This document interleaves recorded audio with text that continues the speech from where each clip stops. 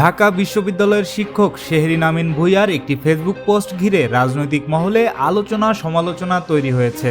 বিশ্ববিদ্যালয়ের ছাত্রদল ও বাম রাজনীতির সঙ্গে যুক্ত কিছু নেতাকর্মীর আচরণে ক্ষোভ প্রকাশ করে নিজের ভেরিফাইড ফেসবুক পেজে প্রতিক্রিয়া জানান তিনি। সোমবার বিকেলে দেওয়া ওই পোস্টে শেহরিন আমিন ভূঁইয়া বলেন, তিনি নিজের ব্যক্তিগত প্রোফাইল থেকে সম্পূর্ণ অরাজনৈতিক ও ব্যক্তিগত অভিজ্ঞতার একটি ছবি ও পোস্ট শেয়ার করেছিলেন, কিন্তু তার সেই ছবি নিয়ে যে ধরনের অমার্জিত মন্তব্য ও পোস্ট করা হয়েছে তাতে তিনি তীব্র অসন্তোষ প্রকাশ করেন।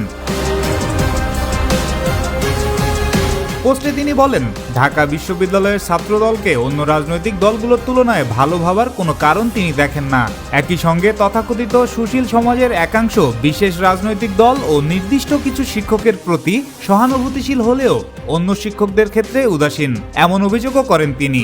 নিজের বিরুদ্ধে জামাত ট্যাগ দেওয়ার প্রবণতা নিয়েও হতাশা প্রকাশ করেন এই শিক্ষক। তিনি বলেন, ডাকসু নির্বাচনের পর থেকে ছাত্রদল ও বাম ধারার রাজনীতির সঙ্গে যুক্ত কিছু নেতাকর্মীর আচরণ তিনি অনেকটা নীরব দর্শকের মতো সহ্য করে যাচ্ছেন।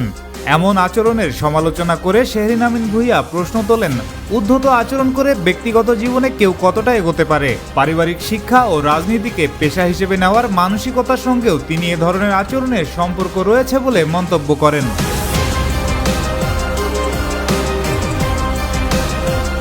এদিকে তার পোস্টের কমেন্ট বক্সে ডাকসুর মুক্তিযুদ্ধ ও গণতান্ত্রিক আন্দোলন বিষয়ক সম্পাদক ফাতিমা তাসনিম জুমা মন্তব্য করেন।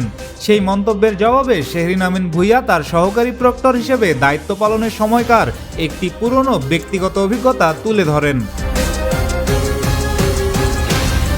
তিনি জানান, ঢাকা বিশ্ববিদ্যালয়ের বাম রাজনীতির সঙ্গে যুক্ত এক নেত্রী একসময় বড় ধরনের সমস্যায় পড়েছিলেন। তার ভাষ্য অনুযায়ী তখন ওই শিক্ষার্থীর জন্য অনেক দরজা বন্ধ হয়ে গিয়েছিল এবং তিনি প্রক্টর অফিসে এসে কেঁদেছিলেন। পরিস্থিতি বিবেচনায় শেহরিন আমিন ভূঁইয়া ওই শিক্ষার্থীকে সহযোগিতা করতে বিভিন্নভাবে চেষ্টা করেন এবং শেষ পর্যন্ত তাকে সহায়তা করতে সক্ষম হন।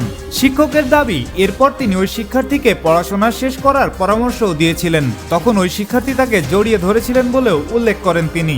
তবে শেহরিন আমিন ভূঁইয়ার ভাষ্য অনুযায়ী কিছুদিন পর রাজু ভাস্কর্যের সামনে দাঁড়িয়ে সেই একই শিক্ষার্থী তার বিরুদ্ধে বক্তব্য দেন। বিষয়টি তাকে গভীরভাবে কষ্ট দিয়েছিল বলে জানান তিনি। সব মিলিয়ে ঢাকা বিশ্ববিদ্যালয়ের শিক্ষক ও শিক্ষার্থীদের রাজনৈতিক আচরণ, ব্যক্তিগত মত প্রকাশ এবং সামাজিক যোগাযোগ মাধ্যমে পরস্পরকে আক্রমণের বিষয়টি নিয়ে নতুন করে আলোচনা শুরু হয়েছে।